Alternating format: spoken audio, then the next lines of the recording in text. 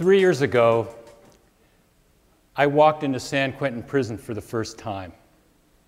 I was led into a small classroom where I was invited to present to a group of inmates about business and entrepreneurship. As the men began to walk in the room, I was questioning my decision to come to San Quentin. But as I began to speak, I noticed that they were fixated on every word. There was no distraction. They weren't checking their cell phones because they're not allowed in prison.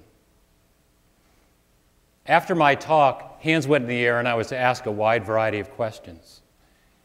And I was struck by their passion, their curiosity, and their preparation. My 30-minute talk turned into 2 hours, and when I left the presentation, I was excited to tell Beverly about what happened, and I thought to myself, we work with young entrepreneurs every day. Why not here? In California, we spend more for prisons than higher education. It costs an average of $45,000 per year to keep someone in prison. If we could reduce recidivism by just 5%, we could save billions of dollars in the next 10 years alone.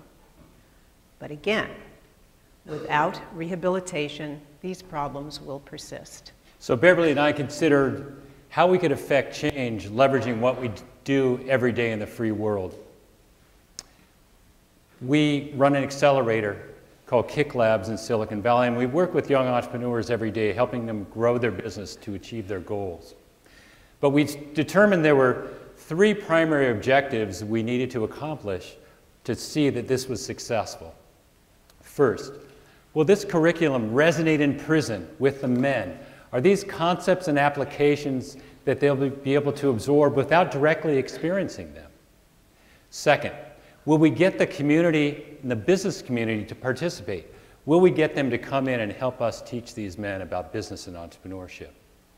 And most importantly, after they graduate and after they're released, can we get businesses to hire the graduates of the last mile?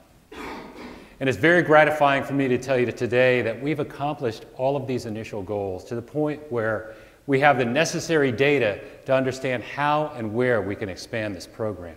For their final project, they must distill their plan into a 5-minute pitch, which is presented to a live audience of invited guests and fellow inmates at their own demo day.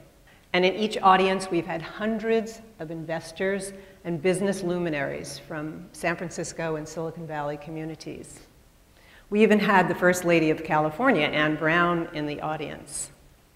And without exception, people leave there so inspired by what they see and what they hear and what these men have accomplished in the Last Mile program. Some even say that the presentations are better than pitches they see from startup demo days in Silicon Valley.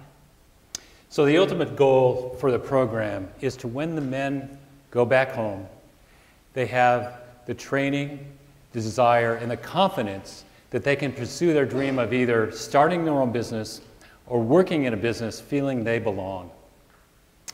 We guarantee each graduate of the Last Mile program, after they're released, a paid internship. These are not bad people. They're people who made bad decisions once in their life, but they want to right their wrong. They want to give back to their communities, and they want to make their families proud.